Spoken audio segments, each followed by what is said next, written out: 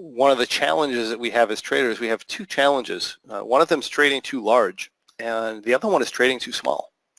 If you trade too large, what ends up happening is you end up getting overly concerned about normal losses, and you get overly concerned about fiddling with the trade. In other words, you don't want to accept that loss.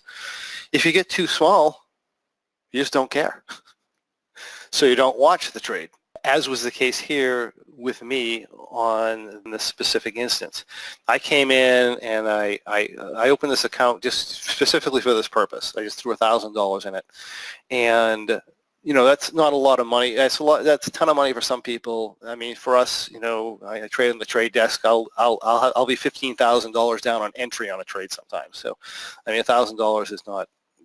It's not something that I'm overly concerned about watching, unfortunately, although I really should be. But that's the challenge that you can have when you trade too small, is you just don't care. You let things go. Sometimes that works to your benefit, sometimes it doesn't. But either way, what you're doing is you're installing very poor trading habits in yourself, where you're not watching your risk and you're not paying attention.